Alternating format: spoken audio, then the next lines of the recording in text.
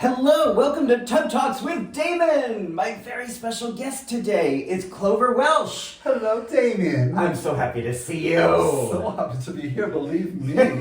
Thank you so much for coming here. This is going to be a really fun interview. It is going to be a fun interview because you are usually the one doing the interview, and this time I get to ask the questions. Oh, great. You can ask me questions if you want to. Okay, well, I'll be happy to answer them. But I want to thank you. I love the work you do in our community, how much you've entertained and enlightened and spread so much joy in the New York City community.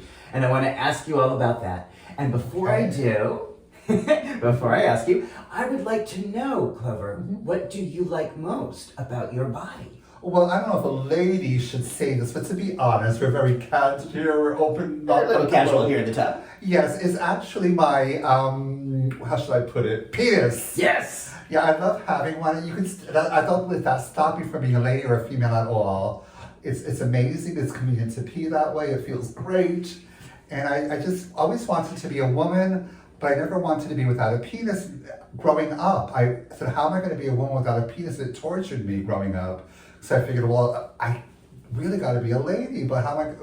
But then I saw a television talk show when I was a little kid on Phil Donahue, and this drag queen said that she doesn't only do drag on stage, she'll spend the day, the week as a lady. And someone in the audience asked her, well, then why don't you get a sex change operation? And she said very confidently, because I don't believe in mutilation.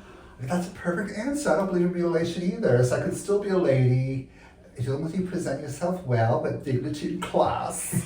And ladylike, there's no problems. I love that. And I think I saw that episode of Donahue, because I used to love the Donahue show. Oh yeah, that was great. All drag queens on there. I wish he had done a Tub Talk, because he was a good interviewer. He was a great interviewer. He interrupted people a lot. I didn't like that. But it was also television, so he kind of had to. But I remember that he did some of these subjects that were so progressive at the time, even today. Just having openly gay people on at the time was shocking. They're like, how could you do that? Yeah. You know? Yeah, so that was so you could see these examples of people saying, I want to live my life and I don't have to do it the way that other people are saying that I should. Like, I can be a lady and have a penis. Absolutely. There's no I'm a proof of that, yes.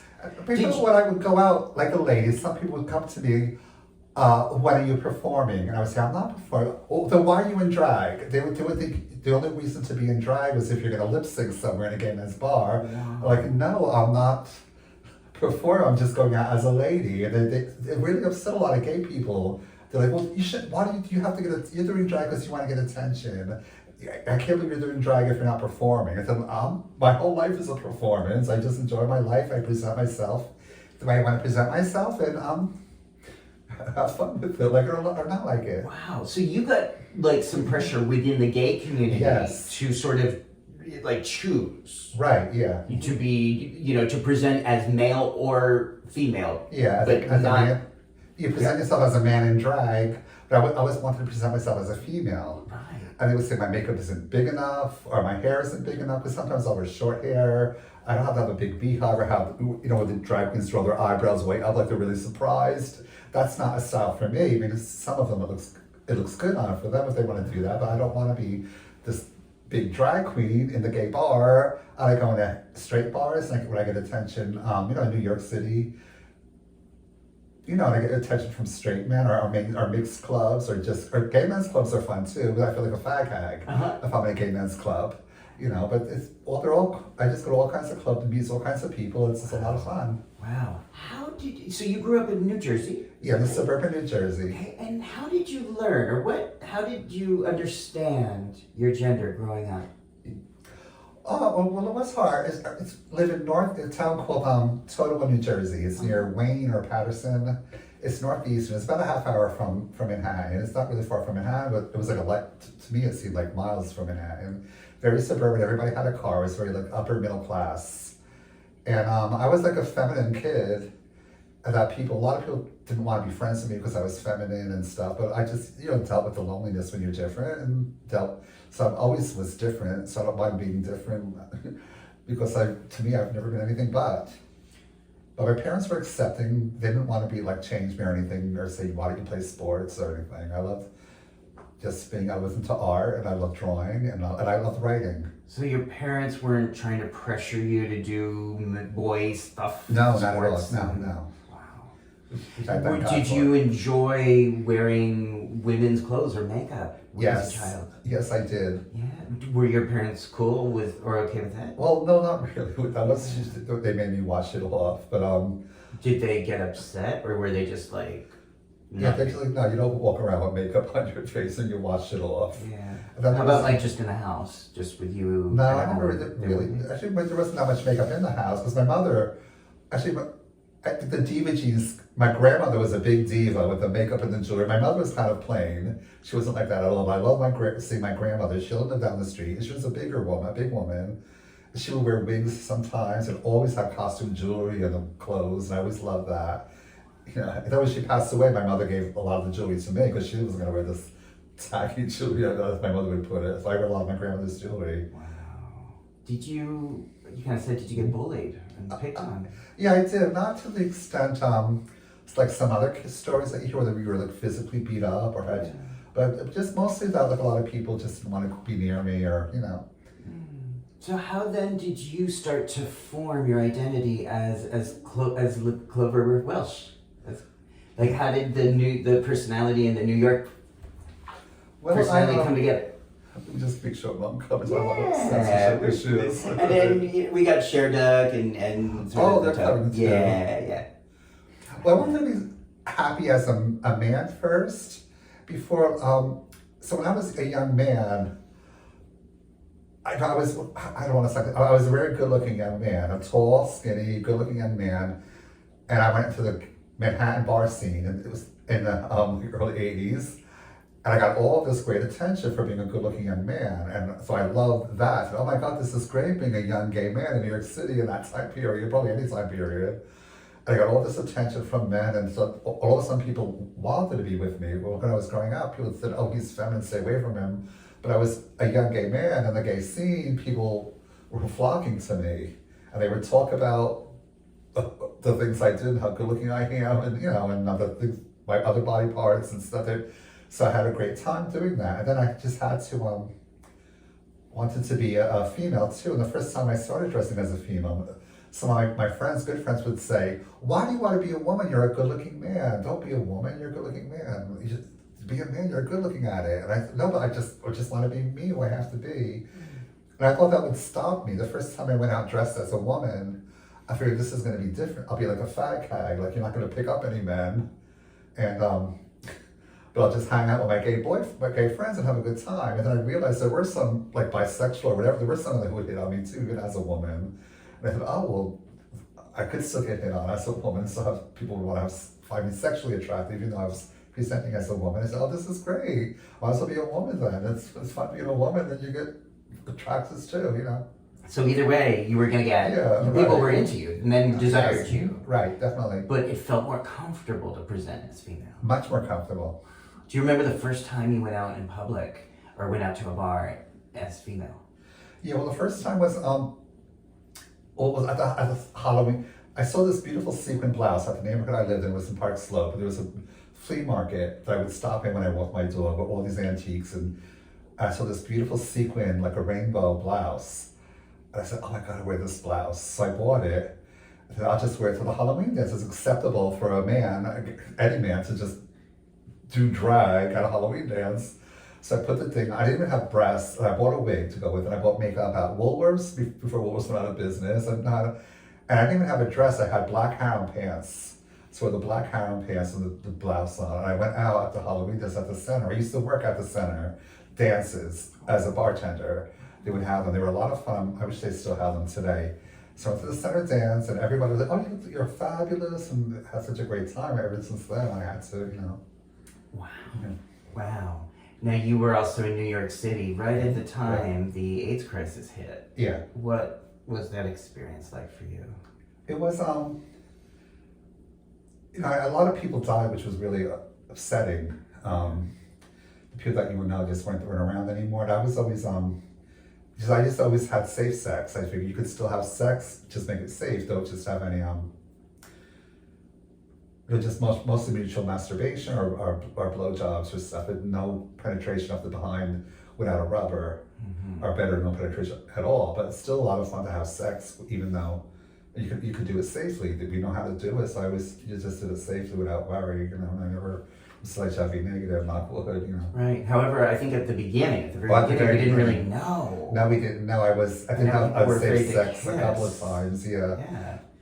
And I they were did afraid have to kiss unsafe and sex, touch. and then I didn't know what that got. It sort of happened like right after I started having sex, where the AIDS came out, and then I just just a couple of times.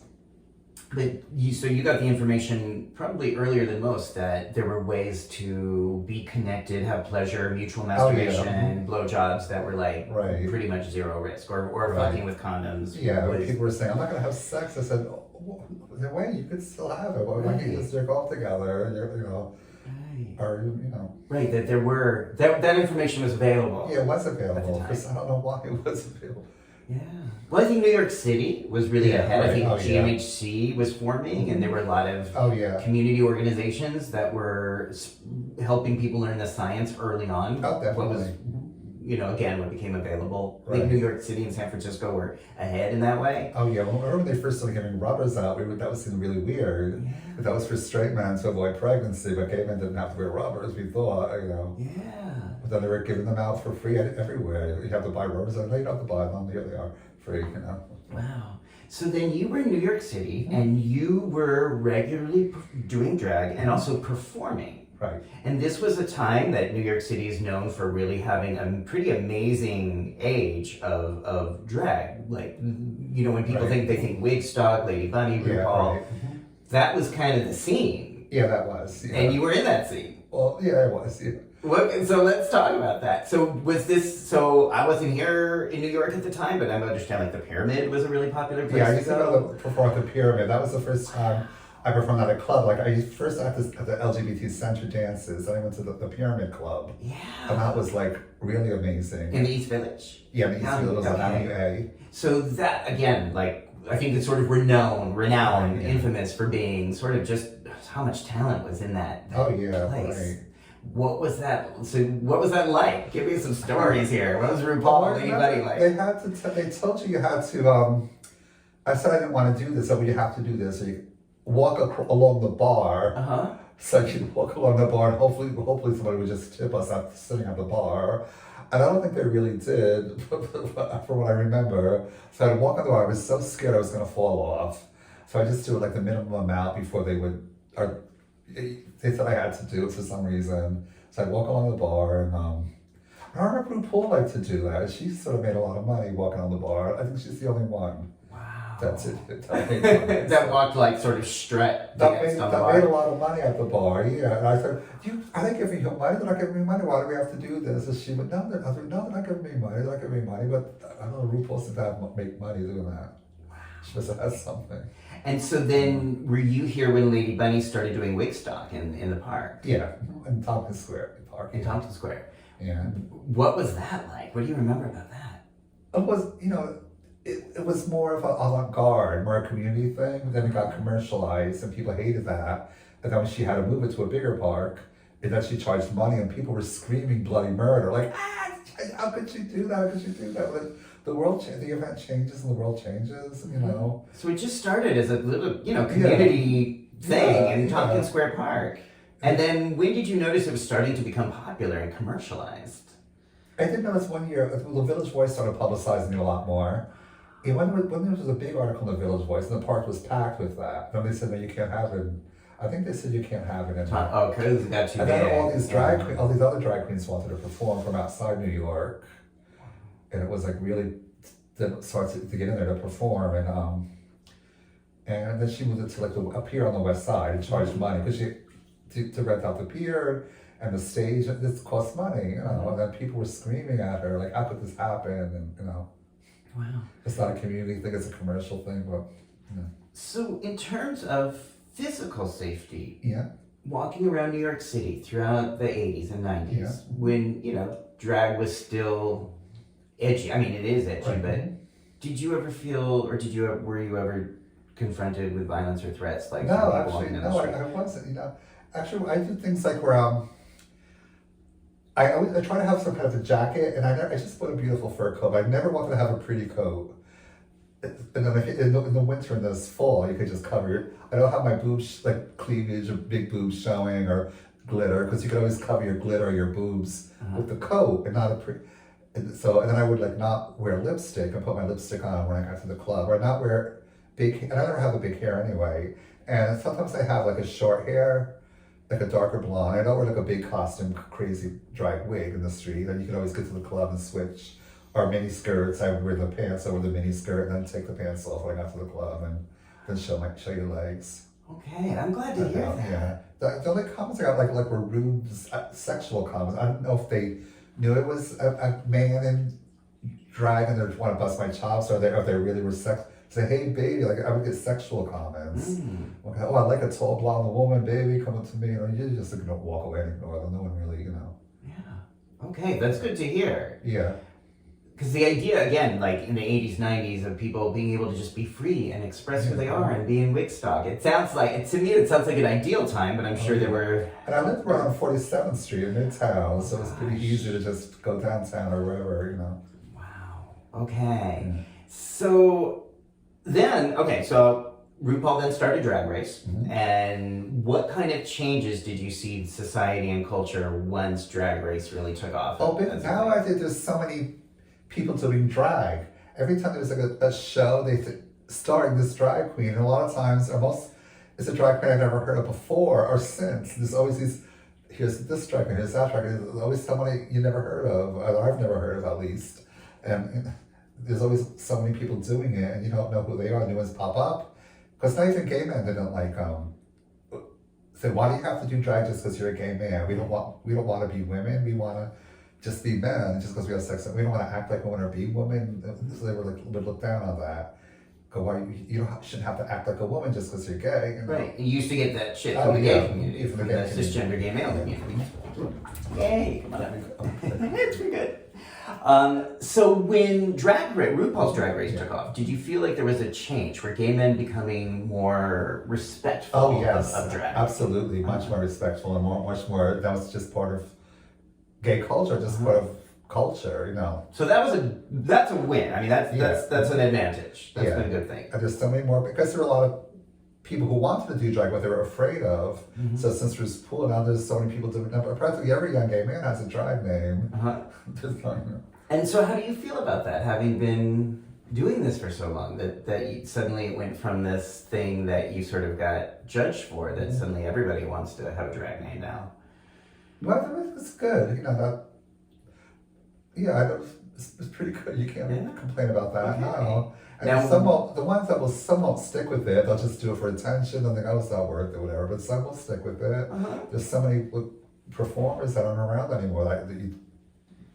There's all these new performers coming up, and you never heard of them before, and who knows how long they're going to last. And so what's that like for you, to see people sort of going almost like a phase of their life where they're performing in drag, they have a persona, they have a brand, and then they just sort of ditch it? I see a lot of that too. People kind of take it up and drop it. But this for you isn't just something you just start and stop. This has been your whole life. Yeah, well, what do you feel about people who just sort of say, for a few years I'm going to do this, and then... No, that's just the way things are. Like, some men go to bars, and then they get older, they don't want, or they're even being a fag hag. My friend Casper did a movie about that. Like, we had these fag hags who think it's fun going to a bar and being friends with all these gay men.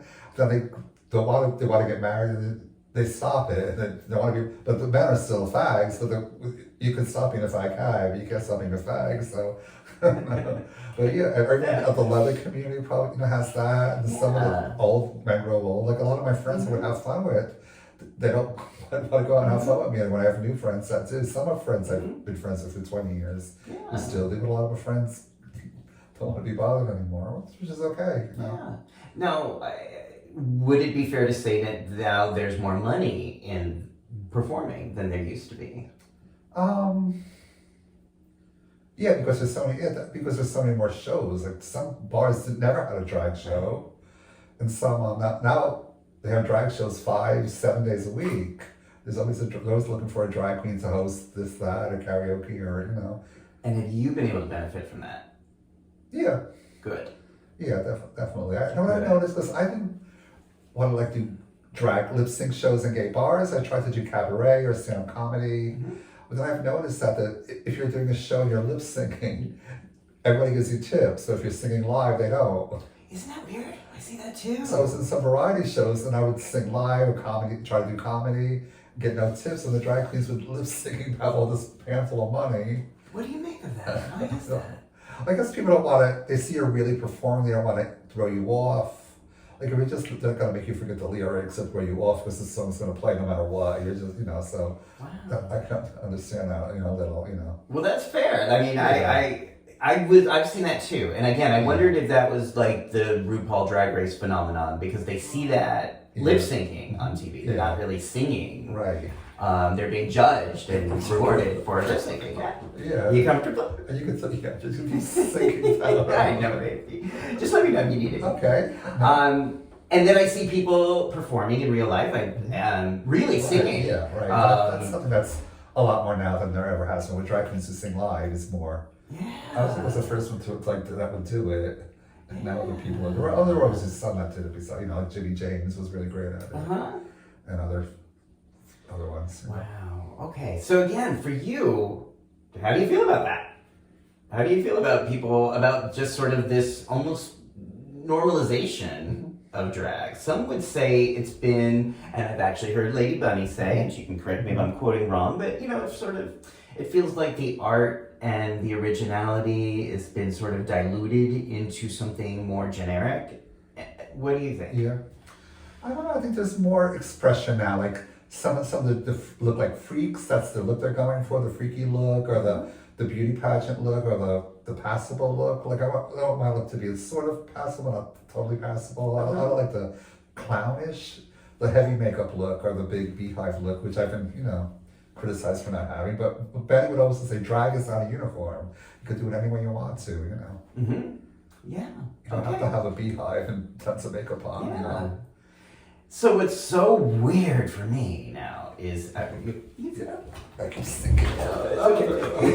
There we go. We got the ducks. We got Cher. So now we've kind of seen this shift where drag has become more normalized, embraced in mainstream, embraced in the gay community, and suddenly, seems to me almost out of nowhere, maybe I'm wrong, there's this whole political backlash. Oh yeah, that's... What is that? What is going on? Why are drag queens suddenly being targeted in New York City? Yeah. I know. Not just in Florida, folks. That's really This is sad. happening in New York City. When I saw New York City, Eric attacked Eric Botcher, our city council member. He's an amazing person. Yeah. This is happening here. Drag queens are under attack and being protested and violently threatened here. Did that happen? What is this? What's going on?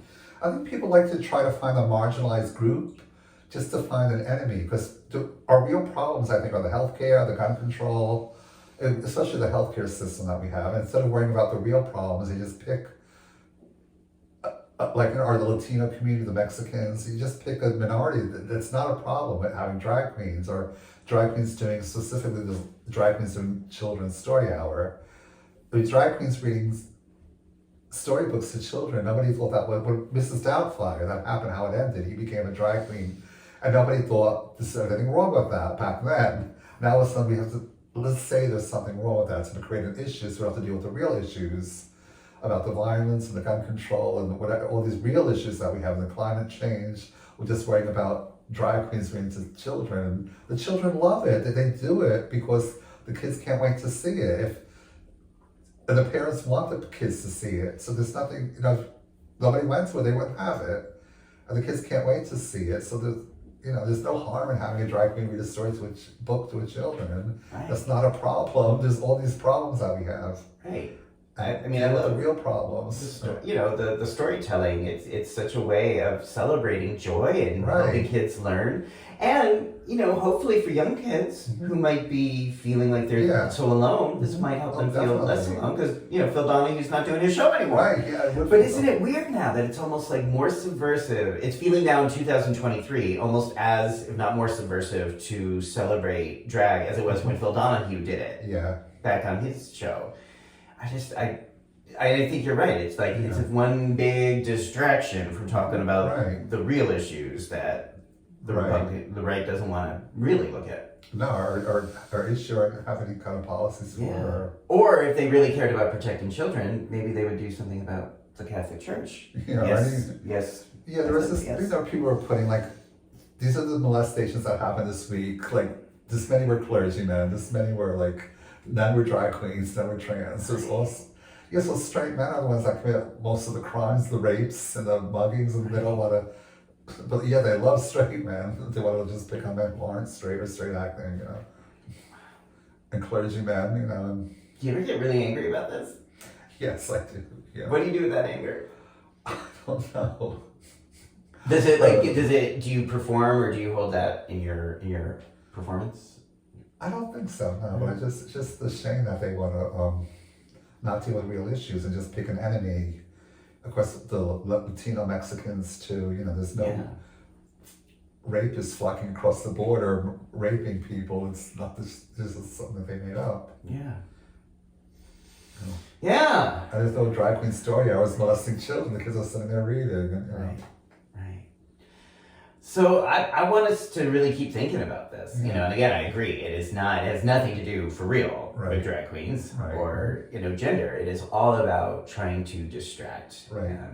Always picking someone who are people who are different, or people like love to hate someone who's different than them. Yeah. Did you think we'd be having this kind of conversation in 2023? No, never. No. I thought little by little it would go up better and better, especially after gay marriage was passed. And that's what I thought too, and I feel really naive for thinking that. Now they want to take it away. You get civil rights, and then they want to take the civil rights away, so you have to spend your whole life having your rights threatened to be taken away. Now they took the Roe versus Wade away from, so it's not like you figure, oh, good, the law was passed, we have our rights now. Oh no, you can always easily take your rights away. So you have.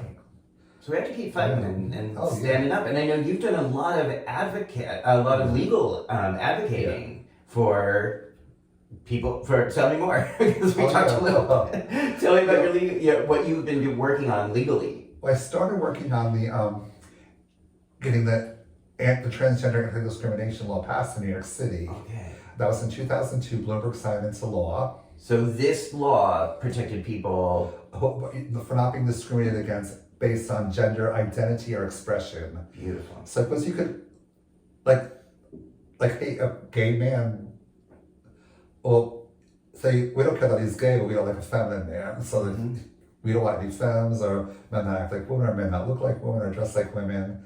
Gays are okay. We don't care what they do when they go home in their bedroom, but the way they perceive is actual or perceived gender.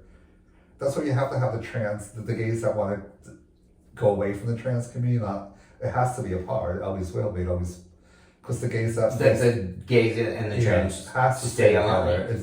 They are aligned. Yeah. You can't take it apart because the gays that are discriminated against are like the gay men who are feminine. So they deal with discrimination. Or if there's a heterosexual man in a cross-dresser in a dress, and people say, look at this faggot, we don't want fags here. They're not going to say, well, I'm not a faggot because I'm a man, I have sex with women. They're, oh, okay then. We don't like, they just hate being gay is wrong. Because a man is supposed to only have sex with a woman, the gender of a woman. And that's okay for a woman to have sex with a man, but not okay for a man. It's okay for a woman to wear a dress, but not a man. Right. It's okay for a woman to be pretty and soft, but not a man. A man can be tough and strong, but if a woman's tough and strong, it's wrong. She's a bitch, So you fought to have that changed, or to protect the rights of transgender folks in New York City. Yes.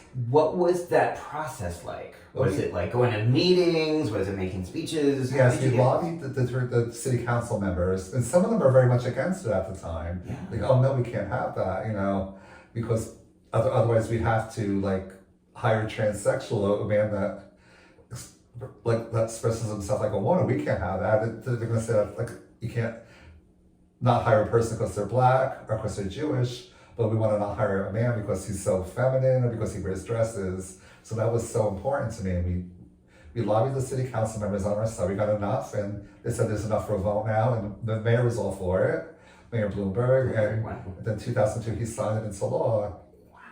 For the whole 5 boroughs of New York. So what did that feel like? That's so amazing. He gave me one of the pens too that he signed it with.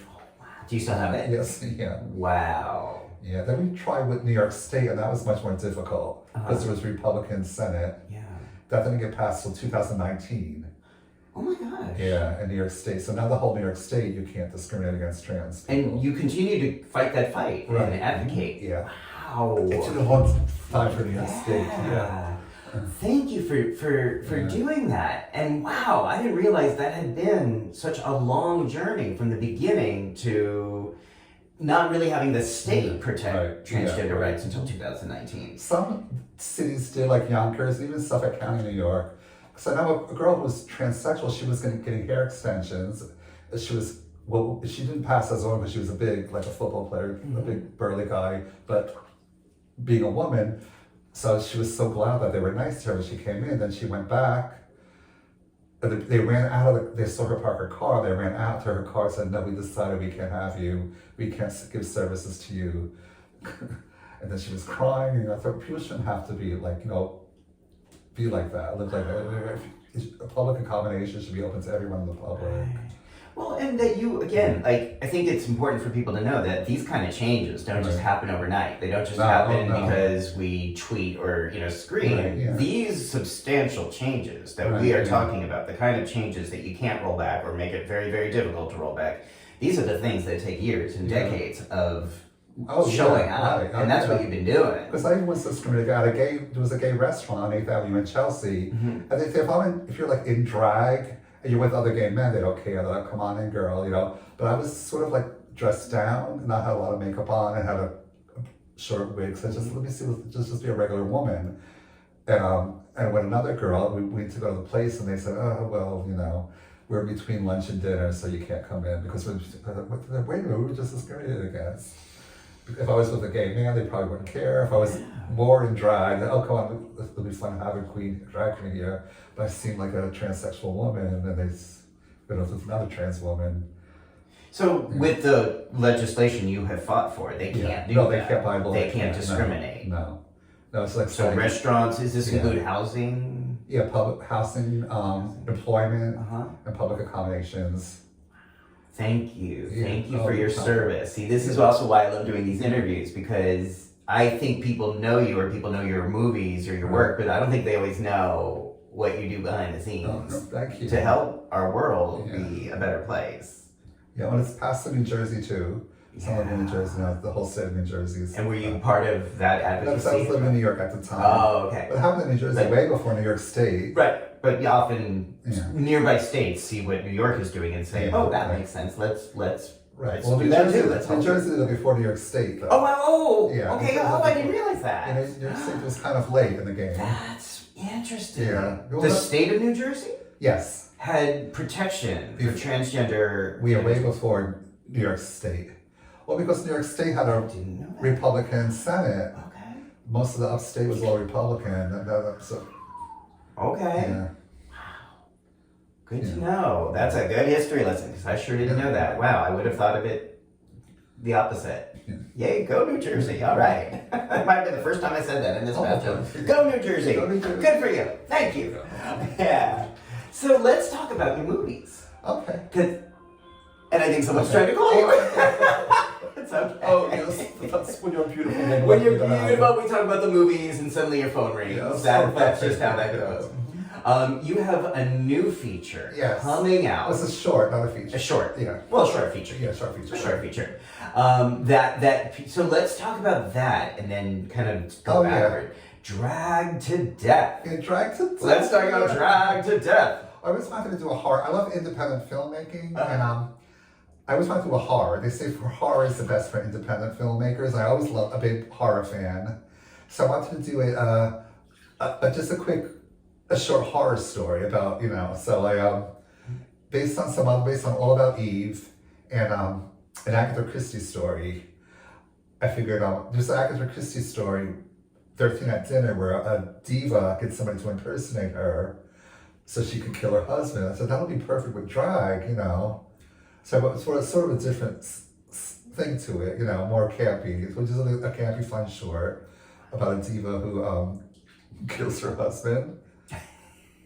And Jed played the husband who's on the show. And wonderful. Yeah. So half of your cast more than has been in this bathtub. Oh, yeah. So Jed Ryan. Yes. Anu Singh, Yeah. who was one of my first guests Oh, on the wow. show, and Tim Moss, Oh, wow. who was also Yeah. on the show early on. And I was so lucky. They were all such good actors and such great comedians.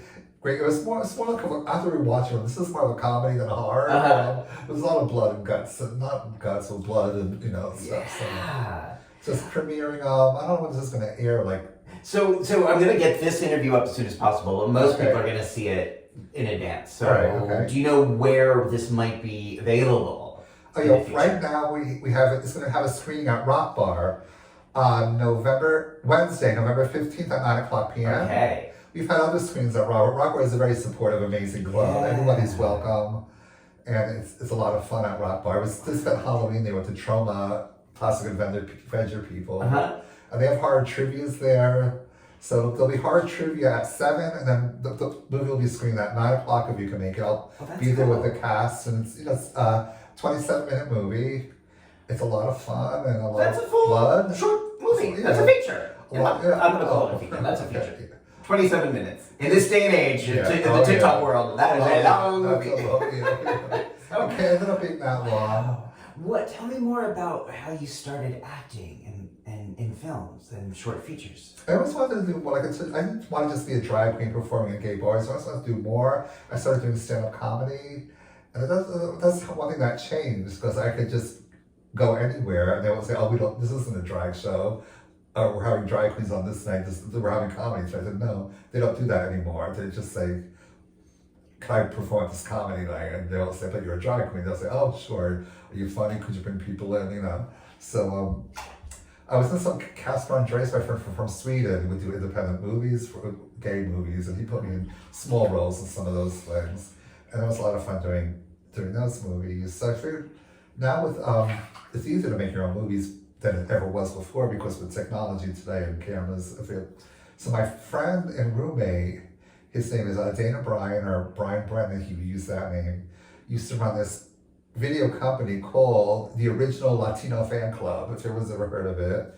It's man-on-man sex, Latino men. So he knew how to film and edit. So I made a movie with Jed Ryan, and he filmed and edited it into the graphics for it. It was a lot of fun. It was about male nudity. So Was that modest Modest male nudity? exposure, Yes. yes. Modest male exposure. So Yeah. again, thanks, Jed. Yeah. Jed brought me that duck and a bunch of other ducks that are behind me. And right, so modest male exposure. You were produced it? yeah, well, I wrote it and I produced it with Jed. Okay. But I gave myself that's based on a real story because I went to the first time, it was like maybe 15 years ago. There was a gay event at this gym, and I was in full drag and I had to pee. So I said, I just usually go in the ladies' room. It's no problem for me. But they said, oh, go into the women's locker room. You'll find the stalls in the women's locker room. And I said, what if I see a naked woman in the locker room? I don't know if I should. I'll just go in the men's room. And they were yelling, "Miss, you can't come in here." Or, "No, it's okay." So I said, "This is so fun. I got to write something about this." So we wrote a little scene about that, and we added more and more. Then once Jen was involved in it and willing to help with it, I wrote more scenes, and then Jen wrote some too. Wow. Yeah. Okay. Yeah. That's cool. So what, do you have other projects you're working on now? Or other film projects? Yeah. Well, Jen is working on a sequel to Modest Male Exposure. Okay. So we'll help him with that. Maybe some of it can be in a bathtub. Maybe. We have all kinds of modest exposure, yeah, male exposure, right. and it's bathtub. No. Wow. What keeps you going? I mean, you've done so much advocacy and performing and producing and stand-up, and what keeps you going year after year? Caffeine.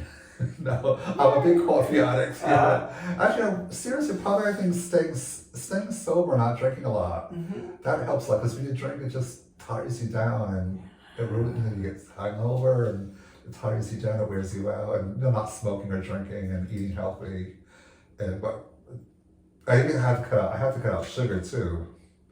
So, but now, high blood sugar. The doctor said to cut it out. So I did. It was no big problem. Thank God for Splenda and Stevia, So.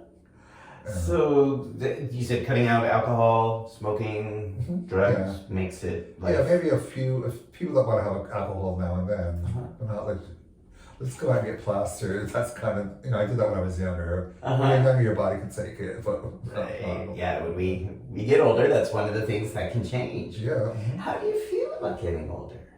Well, I worry about that because people in my family don't live long. They seem to die young. My father died at 59. My mother's 64. My grandparents were young, and but they were very unhealthy the way they lived. They smoked and drank and ate unhealthy. Mm-hmm. So I never smoked. I quit drinking, and I don't try to be healthy. There were suburbanites that really as they didn't get a lot of exercise because they drive in a car where they go. Mm-hmm. So it was my one grandmother's sister lived to be 93. So my sister said, you see, it's because of the way they live. It's not because of bad genes. Because my grandmother's sister lived to be 93. Maybe there's hope for us to live longer, Okay, I hope so. Yeah. I hope so. So I guess the other thing I want to think about is just some of the changes we've seen, again, we've been talking about with drag, but something I've also noticed is that I feel like there's often more tendency to argue or have conflict about terms or language. For even you've mentioned the term transsexuals.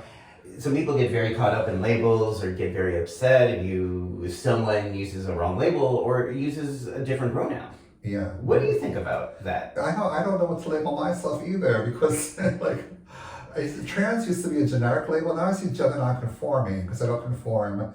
I was labeled male at birth, but I don't conform to expressing myself as a male, obviously. So maybe that, but then I don't do it 24/7, maybe 50-50. Is there a pronoun that you prefer? Oh yeah, if you see me presented as a female, just she. If I'm presenting as a male, you can just call me. And I wouldn't get upset if people misgender you. Whatever they see in you, unless they purposely do it as an insult. Right, if there's intention behind it. Yeah, if they see me honest to me and they'll say, sir, how dare you? But if they purposely, even if they purposely did it, I wouldn't give them the satisfaction of being upset. Say, yeah, right, So you're saying even if someone was trying to be rude or disrespectful, you don't. Not worth it. These losers in this show. I would say, yeah, call me sir, because my dick's bigger than yours, probably. That's what I would say. Yes. That's not even worth saying, Yes. I appreciate that because I want to be respectful and I want to honor people, but I also know that sometimes I'm a human and humans make mistakes or don't know or say things incorrectly.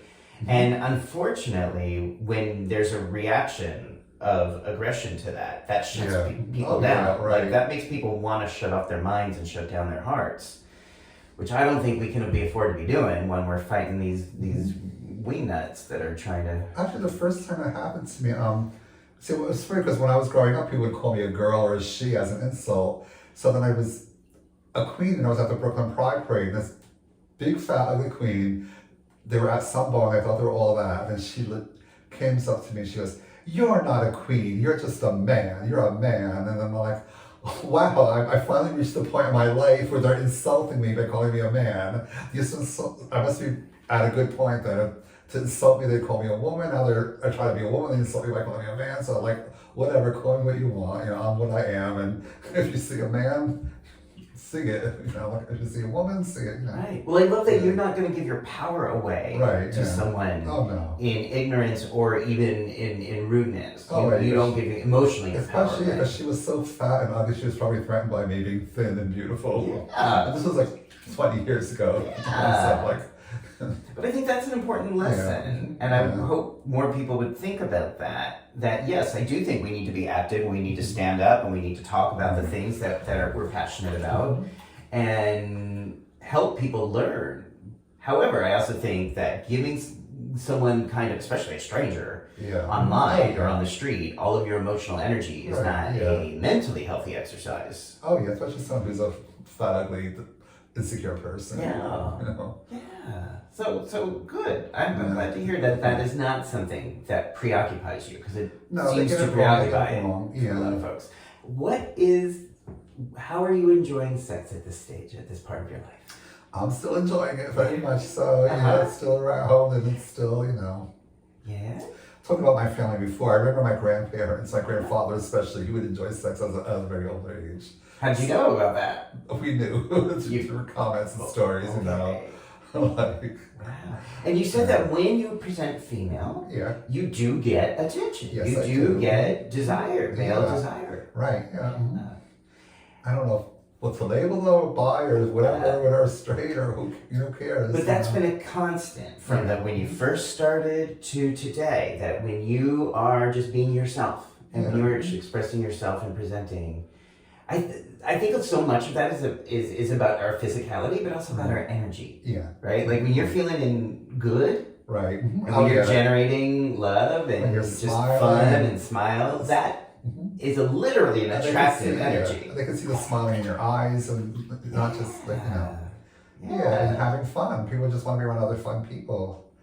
People that just, some drag queens are all dolled up, so they're all gonna think, no, you can't just get all dolled up and you gotta have physical energy too. Right. Emotional energy. Right, it's the emotional energy that also, and I'm sure you've seen too, like sometimes people who are very attractive in a culturally, dominant way, I'll be sitting at a bar or club and that person will have nobody near them because their energy is so shut down.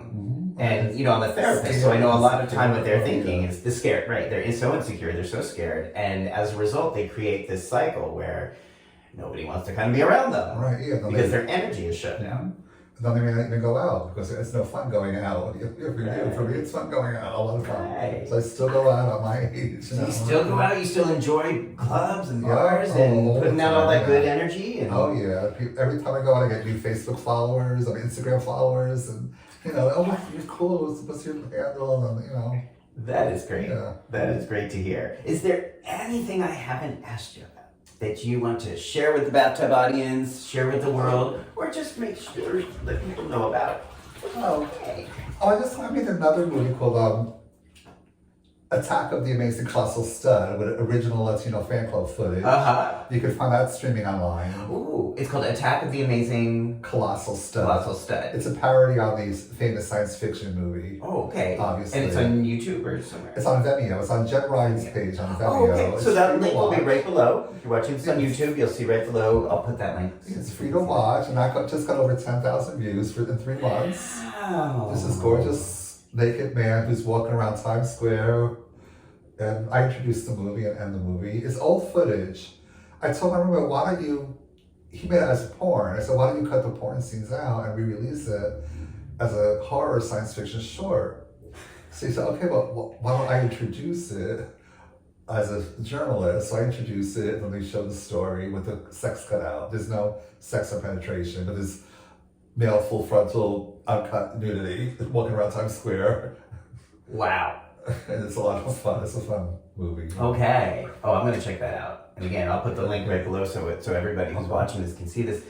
I guess my last question is, and you might have already said this, today, what, if anything, gives you hope for our future? I've always been a hopeful, optimistic person. Yeah, I just we hope that Biden won the election, so that's just hope for that they'll win it again, and that the people who are into hate and wanting to be a time where only white, straight, Protestant men could rule everything, those days are gone, and people don't want to change, where everybody, like with the Barbie movie, that had minorities and gay people in it, and they were all equal, and it was a big, big hit. So a lot of conservatives were so upset that we can't present something where everyone's equal, regardless if they're a man or a woman or gay or straight or black. There's a black female president in that movie, so they couldn't stand that. So recent, like 2020 elections, give you some hope that this country may it's very good still be interested in that trajectory we were talking about earlier. Oh yeah, right.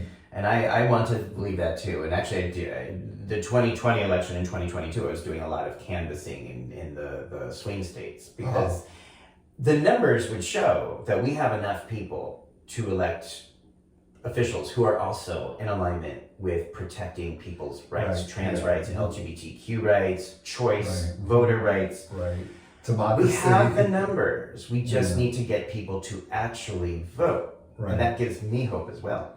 But I do feel your energy is hopeful and optimistic, and that gives me hope as well when I see. And the young people too. The young people are for change, for good progress and change. Right. I feel like so the more young voters that vote is usually just the old people, the old crabby white people, you know, for the most part. Right, I was gonna say there's some young crabby white people that are trying to really wreck this for everybody. And they're not just white people. Yeah. But the young people, there's hope, you know. Well, I want to thank you. Thank you for taking time to do this interview and for everything you've been doing. Oh, thank to you make so our much. community. Thank you so much for producing this show for us. I love it. But you really do. I wanted to celebrate this because on stage, you've been helping to make our community a healthier and happier place for a very long time. But behind the scenes, you've also been working so hard to protect the rights of transgender individuals in New York State. And you give me hope. I used to be on the board of governors for the New York Stonewall Democrats. Oh, okay. Of New York City, yeah. Okay. Cool. That's a cool organization. They asked me to be on the board of governors, and that was a lot of fun. Cool. But now I live in New Jersey, so. Okay. But when I lived in New York, it was good. I was very. Actually, the first time, I did direct. It was Giuliani's second term. So I don't know what year that was. It was in the 90s, and I heard that the Manhattan Borough president was Ruth Messenger, and she was a Democratic nominee for the New York City mayor. And the Democratic nominee usually always wins. So she had a big thing, and she purposely came to a place for drag queens and I met her, and this is great that I could do drag to meet the Manhattan Borough president, which very possibly could be the next New York City mayor. That I figured you could do drag to meet gay men at Gay Men's Dance Club, so I could do drag at City Hall to meet the Manhattan Borough president, and she was running for mayor, so she should win. But that was amazing. You could do drag. I could present myself as a woman, and not just in gay men's clubs, anywhere. And politicians and everything. That's great, and Yeah. Okay, so if people want to keep following you, see your life, see your work, follow your films, what is the best way? What do you prefer for people who you can search Clover Welsh, WELSH, on Facebook or Instagram. Search Clover Welsh, and YouTube as well, on YouTube page. So those links will be right down below. Yeah. And if you like this interview, subscribe. There's about 125 of these interviews now. Oh, wow. And when I started, Anu, again, was one of my first guests. I didn't really know what I was doing or why I was doing it. What I've seen sort of now in these last couple of years is that talking with folks like you that are showing up and making a difference really inspires me and gives me hope for our future. And I didn't even realize that was one of the intentions when I started this bathtub series. I just thought I want to talk to amazing people who are naked. Yeah. But what I'm really seeing is that there is a lot of reason, I think, to be hopeful. And, a lot of people who are working so hard behind the scenes to make our world a happier and healthier place. And I just really want to thank you for that. Thank you. Okay, darling. Thanks everybody for watching. Take good care. Bye-bye.